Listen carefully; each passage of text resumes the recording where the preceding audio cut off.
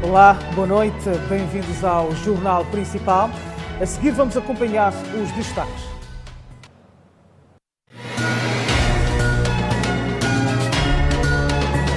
Relatório da Comissão de Direitos Humanos, Assuntos Constitucionais e Legalidade da Assembleia da República diz que não há violação de direitos humanos na atuação das Forças de Defesa e Segurança em Cabo Delgado. Instituto Nacional de Gestão de Calamidade exige devolução de 2 panelas alocadas ao distrito de Maringue, a quando do ciclone Idai. Instituto Nacional de Meteorologia prevê a ocorrência de chuva e ventos fortes a partir desta sexta-feira na zona norte do país.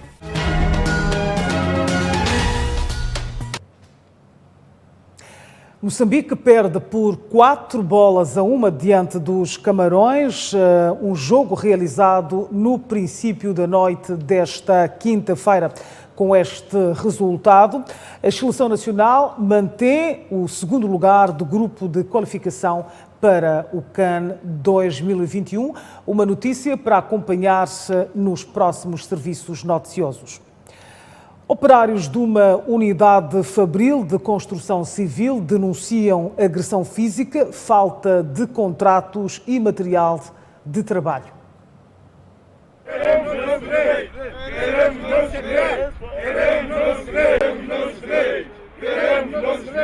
São mais de 40 trabalhadores da Fortaleza Blocos, fábrica que se dedica ao fabrico de material de construção civil, como blocos, pavés, entre outros materiais que, na manhã desta quinta-feira, decidiram quebrar o silêncio e denunciar a precariedade das condições de trabalho a que estão sujeitos.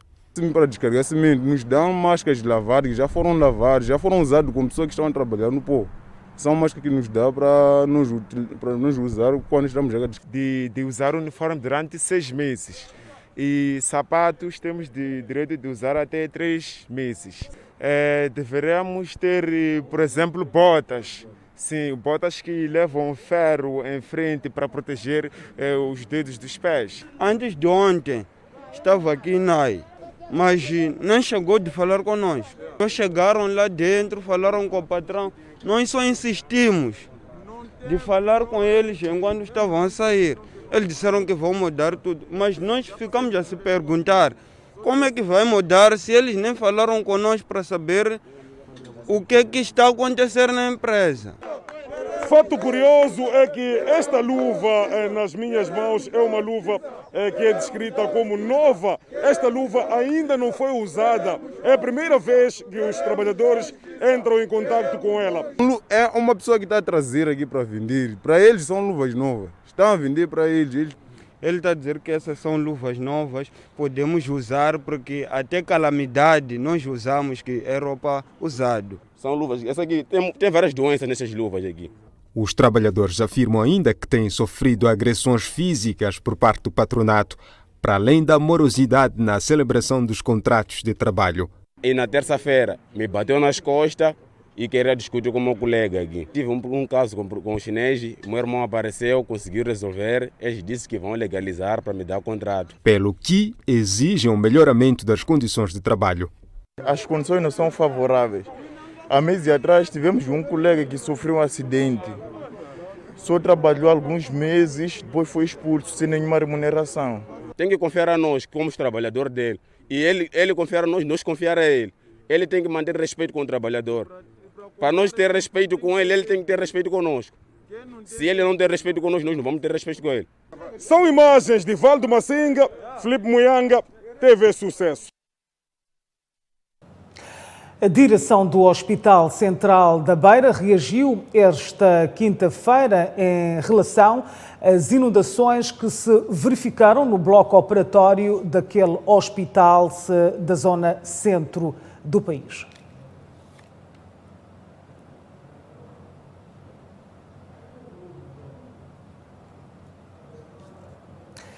Dizia que o Hospital Central da Beira reagiu esta quinta-feira em relação às inundações no bloco operatório daquele hospital do centro do país.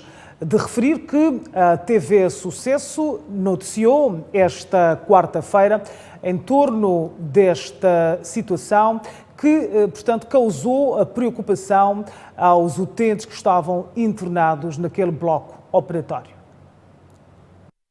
O Hospital Central da Beira, através da sua direção, cancelou 8 cirurgias marcadas para esta semana porque a laje do bloco operatório não suportou a pressão da queda das águas das chuvas que esta quarta-feira fizeram-se sentir na capital provincial de Sofala, estimada de 30 milímetros, cuja quantidade é tida normal pelo Instituto Nacional de Meteorologia neste ponto do país, daí ser insignificante para causar inundações em 2 das 7 salas existentes.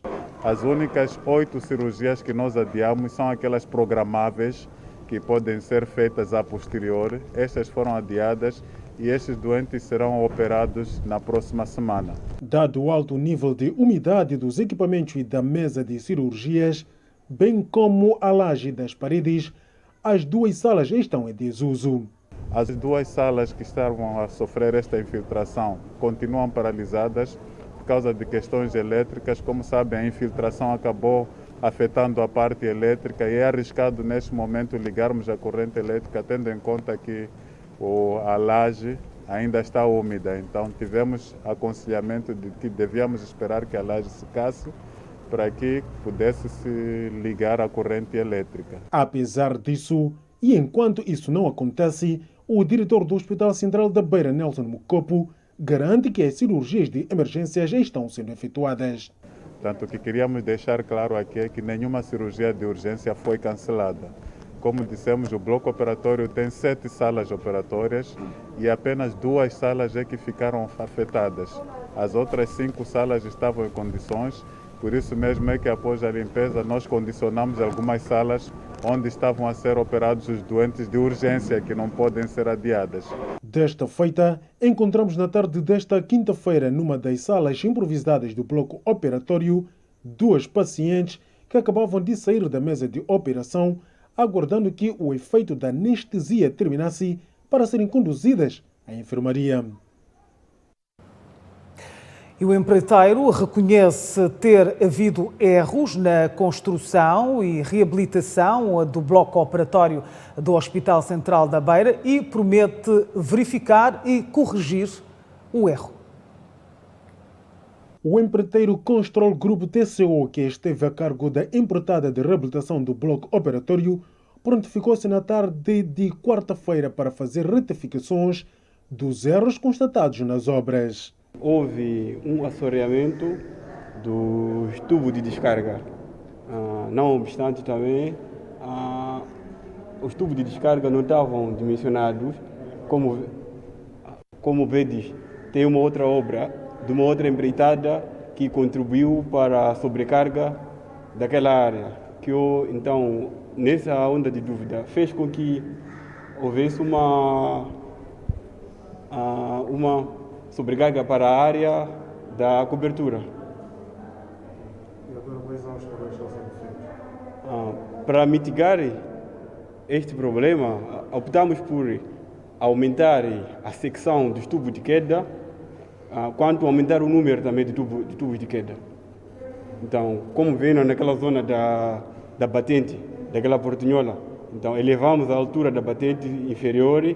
Então, como vejo, agora está tudo seco pela chuva que houve ontem, não haverá mais esses problemas. Para o diretor do Hospital Central da Beira, Nelson Mucopo, as filtrações são provas de que as obras são de má qualidade. Não terem a qualidade que nós desejamos, mas não era de esperar que isto acontecesse. Como podem ter percebido, estas obras terminaram há mais de 1 ano. E há mais de 1 ano houve chuvas que não tiveram nenhum problema a nível do bloco operatório e só foi acontecer desta vez. Julgamos que a quantidade de águas que caiu nesta precipitação foi suficiente para podermos descobrir que havia algumas lacunas naquilo que é a drenagem das águas e valeu a pena, pelo menos vai-se fazer uma correção de modo que isto não volte a acontecer, não só no bloco operatório, como também nos outros edifícios que vão ser submetidos a esta intervenção de reabilitação. Os erros de construção foram constatados depois do governo e seus parceiros terem investido nas obras 3,5 milhões de meticais, isto há 1 ano, na primeira fase de reabilitação destas infraestruturas hospitalares. A primeira fase envolveu o bloco operatório, o edifício da imagiologia, o centro ortopédico e o banco de sangue. Portanto, foram quatro edifícios que estiveram envolvidos na primeira fase. O orçamento englobou todas estas infraestruturas que foram reabilitadas. Qual foi o orçamento? Se não estou em euros, acho que foram 35 milhões de meticais. Refere-se que os trabalhos de renovação das infraestruturas do Hospital Central de Beira vão decorrer em 4 fases, sendo que a terceira está condicionada ao regresso dos técnicos por causa da Covid-19.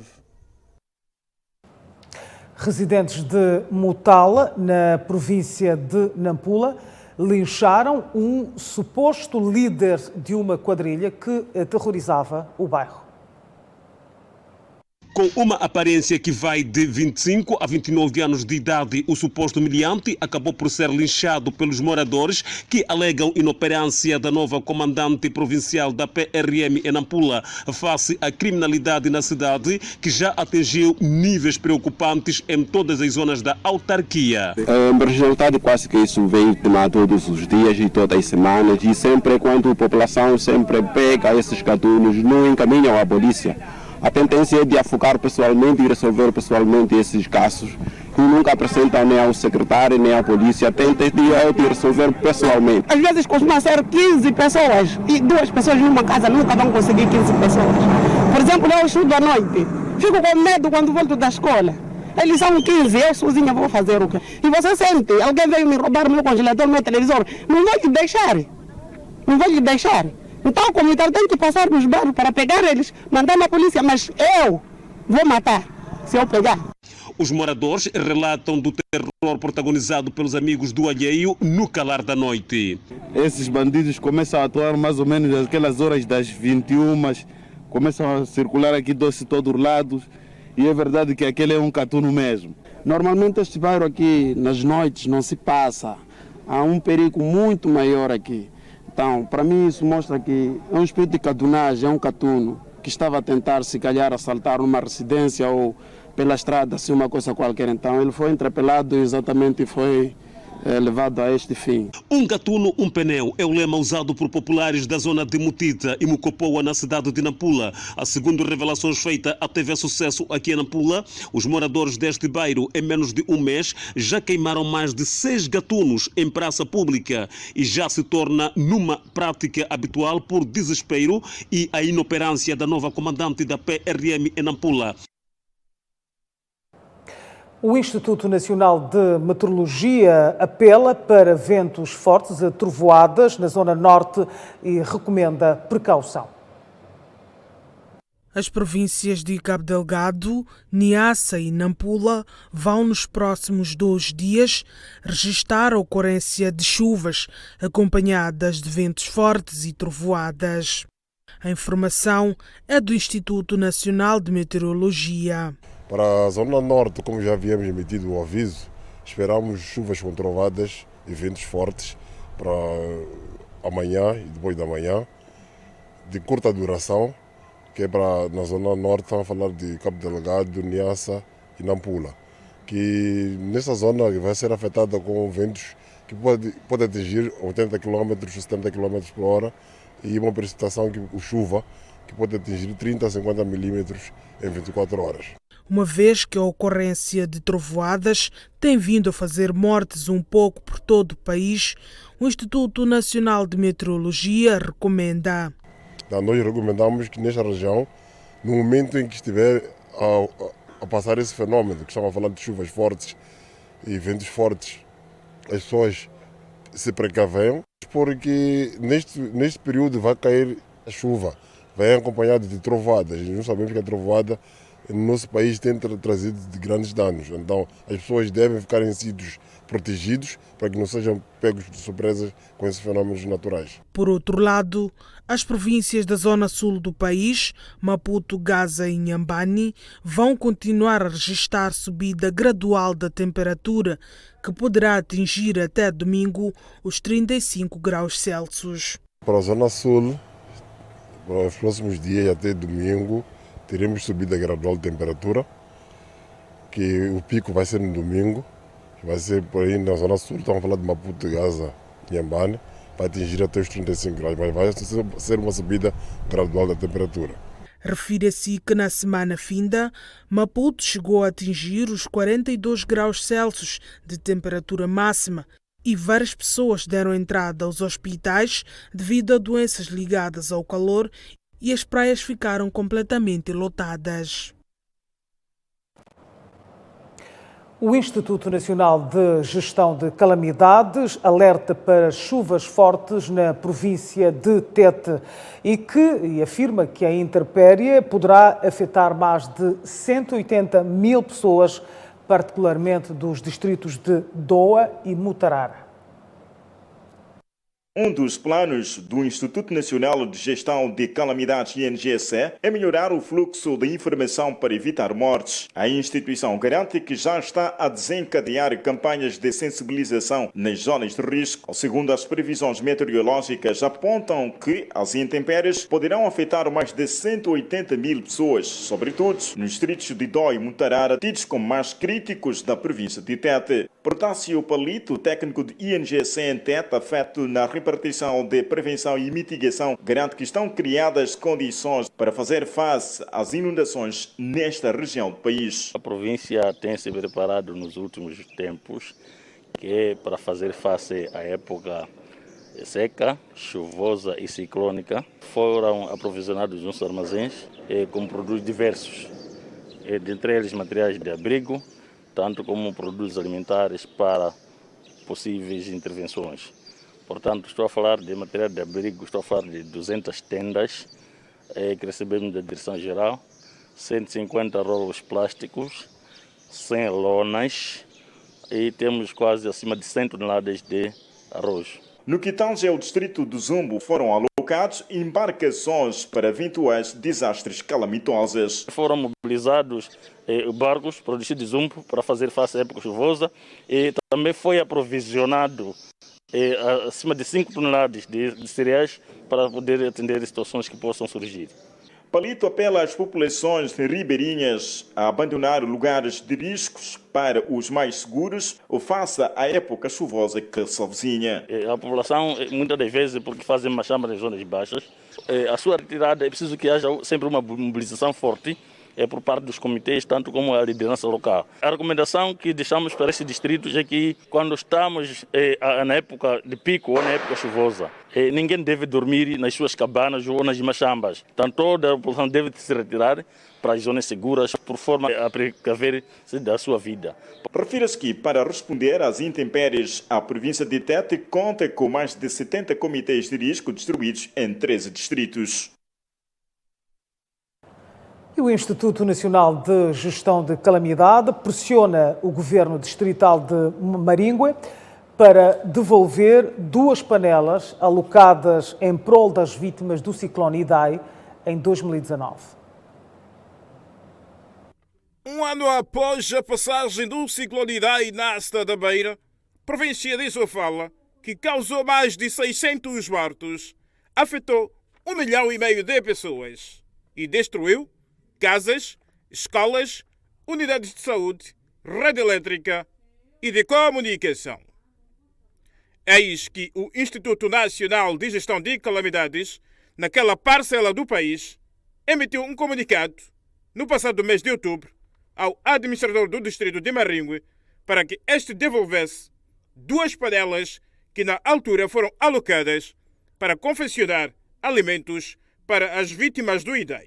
Segundo lê-se no comunicado, o Instituto Nacional de Gestão de Calamidade teria na altura alocado 4 panelas grandes, entretanto, apenas 2 foram devolvidas. E daí que, para permitir o pré-posicionamento de bens alimentares e não alimentares na presente época chuvosa, apela-se à devolução das restantes 2 panelas ao Instituto Nacional de Gestão de Calamidade da província de Sofala. Refira-se que até hoje, a cidade da Beira ainda ressente-se dos danos causados pelo ciclone ocorrido em março de 2019. O Ministério do Trabalho não dá luz verde para a discussão do reajuste salarial do salário mínimo em todos os setores de atividade do país. Não podemos discutir salários sem antes ver o pulsar da economia. Ainda temos empresas que estão-se a ressentir fortemente com o impacto da Covid-19. Depois do surgimento do novo coronavírus, o Ministério do Trabalho e Segurança Social decidiu suspender as negociações com vista ao reajuste dos salários mínimos nacionais por cada setor. No entanto, Rolinho Farnella, vice-ministro do Trabalho, avançou que nada pode ser dito sobre a possível retoma da discussão, aludindo que tudo vai depender do desenvolvimento da economia, bem como dos empregadores de diversos setores. Bom, não posso afirmar categoricamente que sim, mas quero aqui reafirmar que este processo depende dos intervenientes. Me refiro a uma comissão tripartida composta pelos empregadores, trabalhadores e o próprio Estado. Então, temos lá os proponentes que vão fazer o seu papel e, em sede própria, discutimos também em matéria do interesse público e a publicidade nos caracteriza, também vamos nos debruçar ao respeito.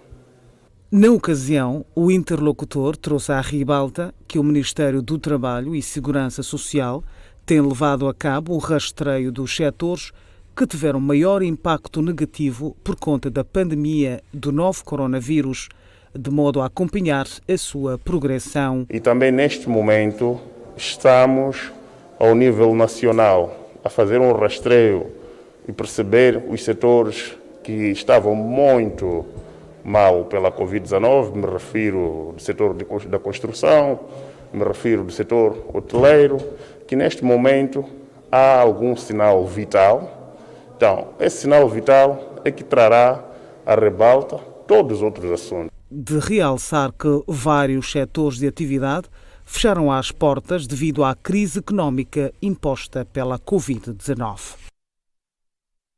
A população de Irregone, posto administrativo de Madal, no distrito de Quelimane, conta com um centro de saúde construído de raiz para aliviar o sofrimento da população.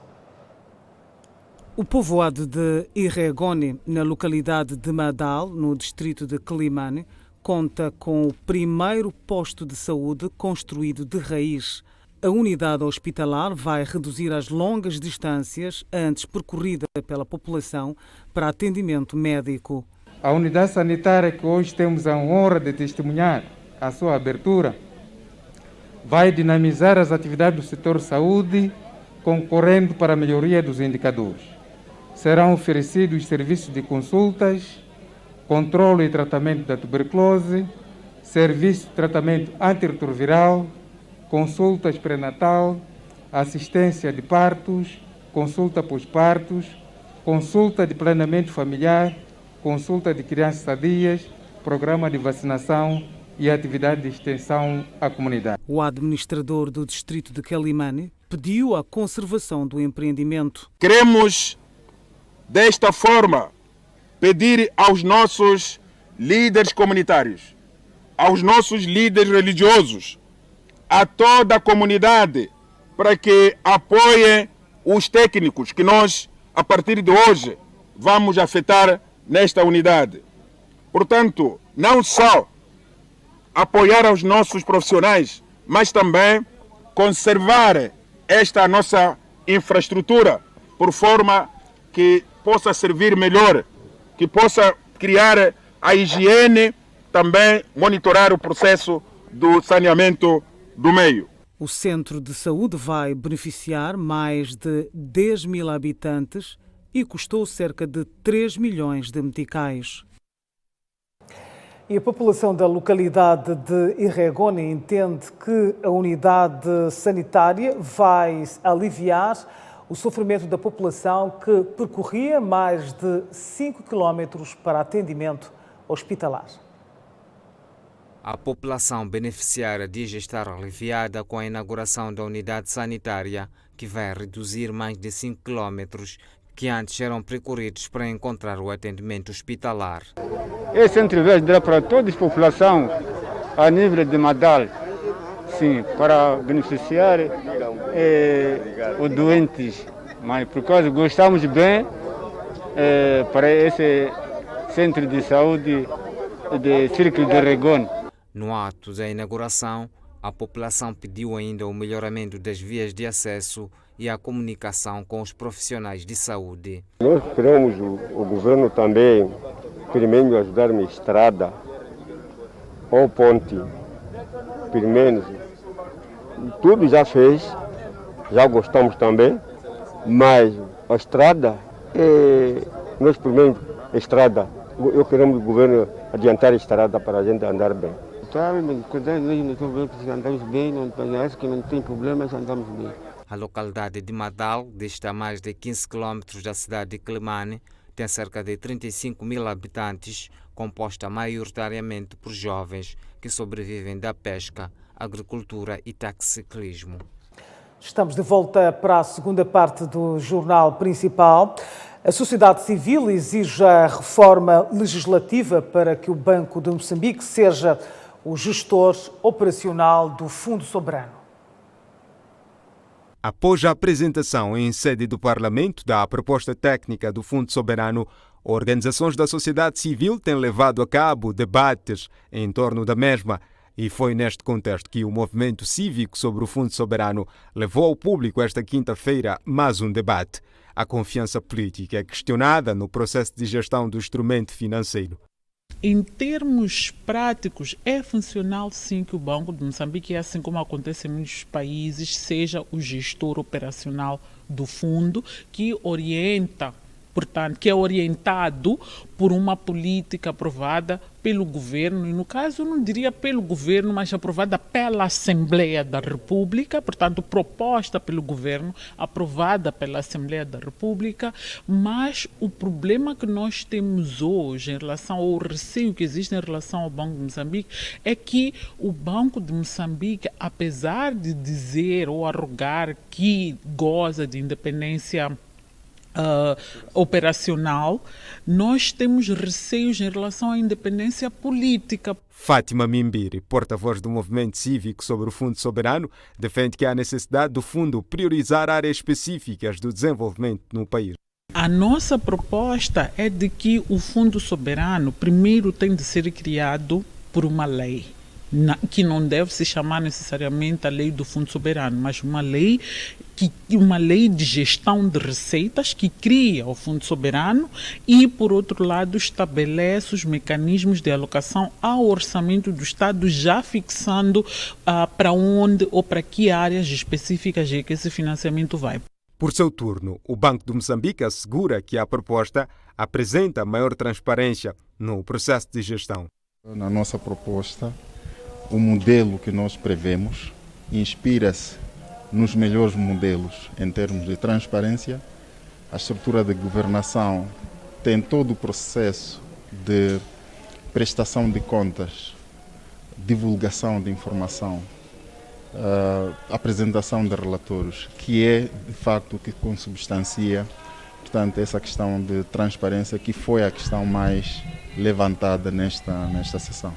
O administrador do pelouro de instabilidade monetária do Banco de Moçambique, Jamal Omar, frisa o papel da Assembleia da República na fiscalização das operações do fundo. A proposta tem, primeiro, a Assembleia da República, que nós sabemos todos que são os representantes do povo, os deputados. Eles serão o principal elemento para a aprovação de todo o quadro legal que envolve a criação do Fundo Soberano, e eles poderão delegar ao Tribunal Administrativo ou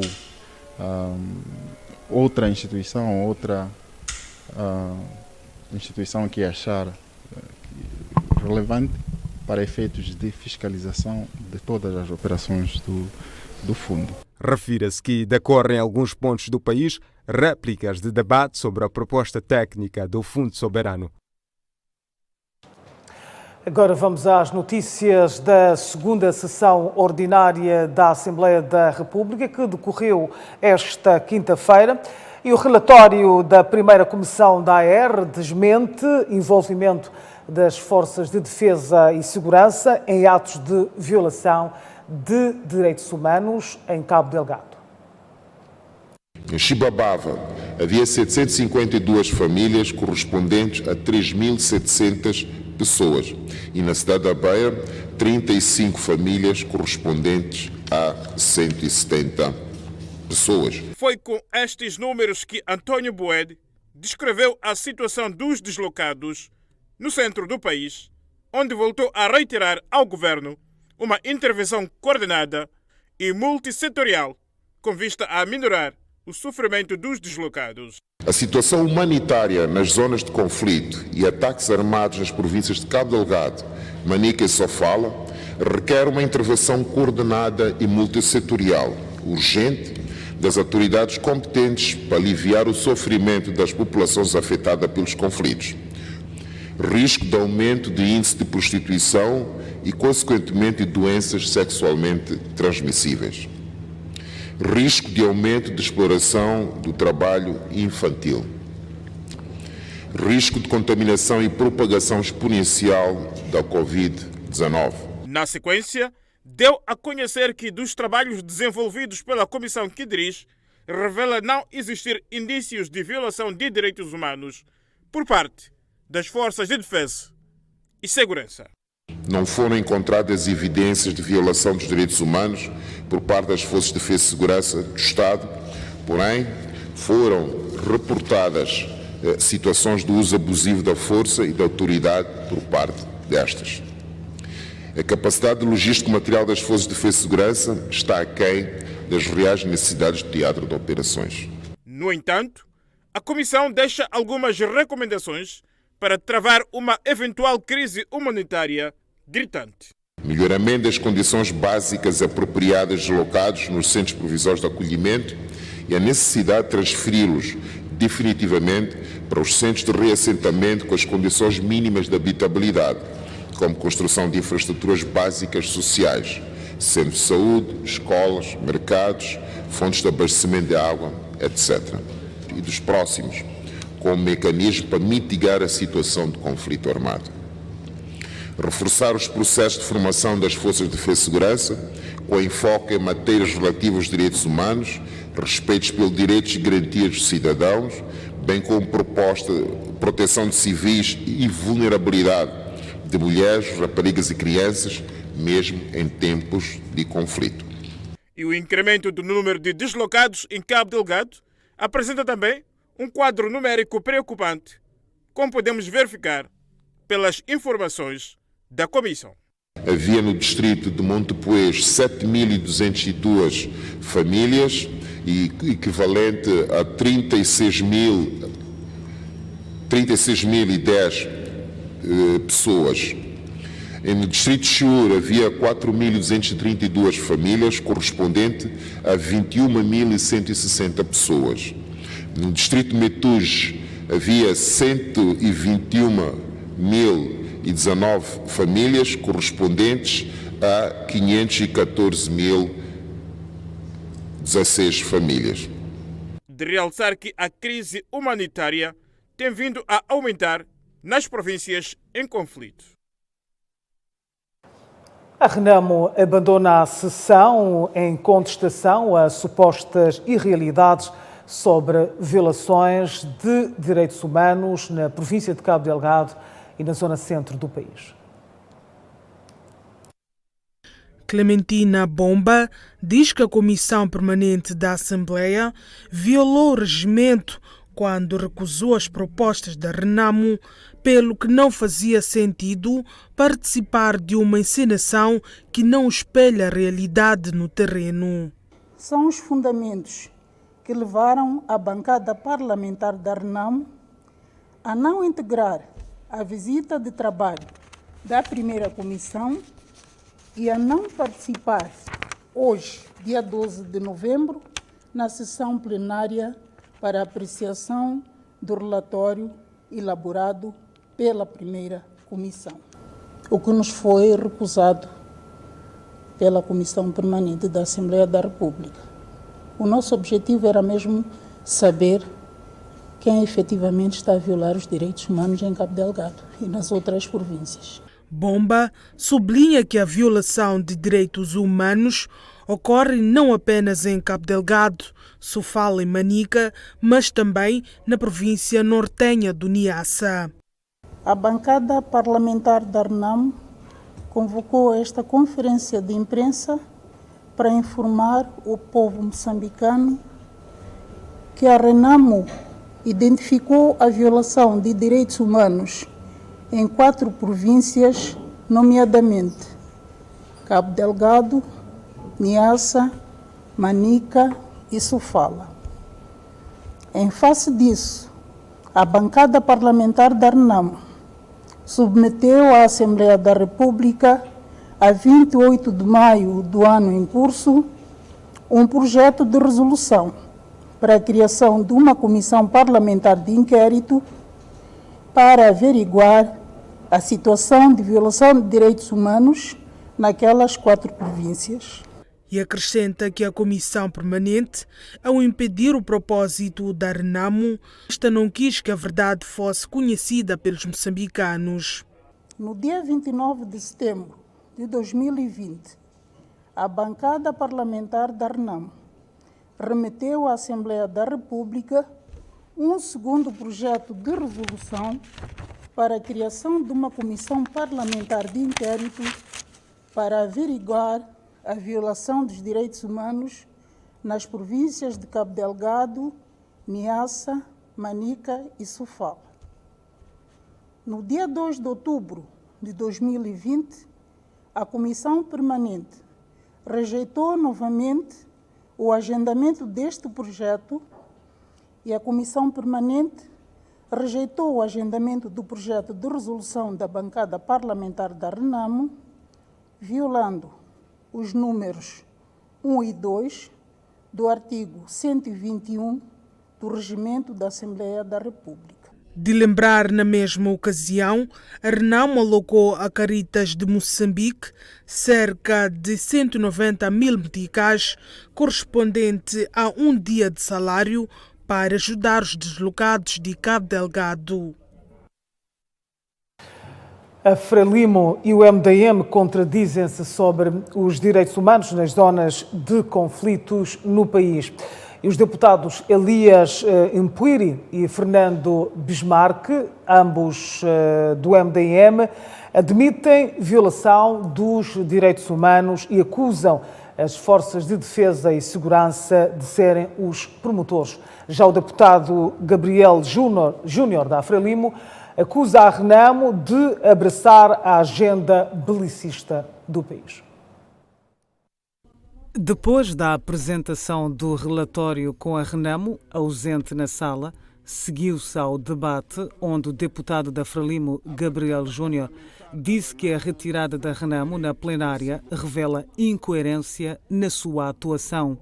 Infelizmente, há quem se tenha furtado desta missão e da responsabilidade que esta Casa conferiu a esta comissão, alegando falta de competência, quer da comissão permanente, quer da primeira comissão. Mais uma vez, perderam a oportunidade de mostrar ao povo que estão aqui a serviço da nação. Perderam a oportunidade de ver in loco a situação para que pudessem participar deste debate com conhecimento de causa. Porque, na verdade, quem crê não foge. Os deputados Elias Impuiri e Fernando Bismarck, ambos do MDM, dizem que a violação de direitos humanos é uma realidade nas zonas de conflito e acrescenta que o mesmo resulta da incompetência governamental para fazer face à situação. Por mais que Vossas Excelências minimizem o que a população de Cabo Delgado vive, a situação é descrita como grave e exige de todos nós um debate sério para encontrarmos os caminhos para o combate ao terror naquela província, sob pena do seu alastramento pelas províncias vizinhas e ou pelo país. Há sim violação dos direitos humanos em Sofala, Manica e Cabo Delgado. Parte dessas violações são resultado da atividade sinistras de gente má e demente os terroristas e os outros também, mas a outra parte resulta da incúria e incapacidade governativa. Gabriel Júnior apela a todas as forças vivas da sociedade para que lutem contra o terrorismo em Cabo Delgado. Não restam dúvidas, senhores deputados, que estamos perante um fenômeno complexo que não só afeta Moçambique, afeta muitos países do nosso continente e do mundo. E a luta contra este fenômeno requer conjugação de todos os nossos esforços. Requer a unidade, coesão de todos os moçambicanos e de todas as forças vivas da nossa sociedade. Já o porta-voz da Frelimo, Feliz Sílvia, diz que o relatório foi exaustivo e espelha a realidade do que ocorre nas zonas em conflito. Quero acreditar que não há dúvida, se formos a ver a profundidade que o relatório traz das questões que são lá levantadas, das constatações que lá constam, mas também das recomendações. A metodologia de trabalho que foi usada foi muito abrangente, porque não se trabalhou apenas com o governo, com as forças de segurança, mas também com algumas pessoas naquelas zonas. De realçar que o relatório foi aprovado por consenso pelas bancadas da Frelimo e MDM, tendo a Renamo se retirado da sala antes mesmo da discussão do mesmo. A Comissão ADOC lançou esta quinta-feira em Maputo o concurso de candidaturas da sociedade civil com vista a integrarem à Comissão Nacional de Eleições, cujo mandato dos ainda em função prescreveu.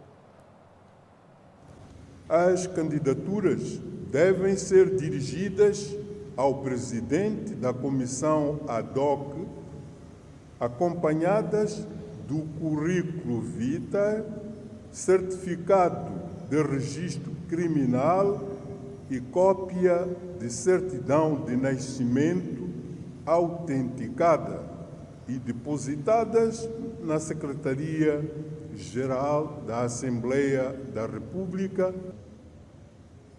A Comissão ADOC tem um mandato por 30 dias. Significa que durante os 15 dias, a Comissão vai aguardando pela recepção das propostas ou das candidaturas que são submetidas. De seguida, vai trabalhar para que, dentro deste prazo dos 30 dias, possa concluir com este trabalho. Se houver situações em que os candidatos não consigam fazer chegar de imediato as suas candidaturas aqui, poderão fazê-lo através das delegações do Secretariado-Geral da Assembleia da República a nível das províncias. Finalizamos este anúncio lançando um apelo às organizações da sociedade civil para participarem massivamente do processo e que cumpram com os requisitos exigidos e os prazos para submissão de candidatura. O apelo à participação massiva deve-se ao fato de ser de direito e dever de qualquer cidadão participar dos destinos da sua comunidade, desde o bairro, a povoação, a localidade, posto administrativo, o distrito, a província, o Estado e mesmo em assuntos. O Estado moçambicano reconhece e valoriza o papel da sociedade civil. Por isso, cria esta nobre oportunidade de as organizações da sociedade civil integrarem a Comissão Nacional de Eleições para contribuírem na transparência do processo eleitoral. Milhares de crianças vão beneficiar de tratamento contra parasitose intestinal e filariose linfática na província de Gaza. A cerimônia decorreu recentemente no distrito de Mabalane e foi liderada pelo representante do setor da saúde, Vítor Chiure. Na ocasião, Chiure fez saber que os distritos de Mabalane, Chiqualaquala e Mapai são focos desta doença. Duas doenças que, infelizmente, têm acometido grande parte da população, podendo até atingir uma prevalência de mais de 50%, principalmente para os distritos de Mabalane, Chiqualaquala e Mapai. E o grande objetivo passa por tratar a todos de modo que possamos reduzir o número de pessoas que são portadoras e reservatórias, portanto, desta doença, assim como também garantir que possamos reduzir os casos de morbimortalidade, isto é, de pessoas que adoecem por esta doença, assim como pessoas que podem perder a vida por causa desta doença. Silva Angoleni, administrador do distrito de Mabalane, disse na ocasião que as referidas doenças não têm merecido atenção por parte da população, exigindo maior empenho do governo local. Isso significa que ocorre com maior frequência nas zonas onde predomina o clima tropical e o nosso distrito não é exceção. Doenças essas que não têm merecido atenção por parte da população, fato que vai exigir de nós maior empenho no sentido de alcançarmos todas as pessoas planificadas. Por sua vez, os beneficiários da campanha assumem o compromisso de adesão ao tratamento e deixam o recado. Os comprimidos são bons. Aconselho as outras para tomar esses comprimidos a partir de 5 e superior a 5 anos. A campanha massiva de tratamento contra a filariose linfática e parasitose intestinal vai abranger 14 distritos da província de Gaza. Está tudo dito. Obrigada pela audiência. Voltamos a ver amanhã, à mesma hora. Boa noite. Boa quinta-feira.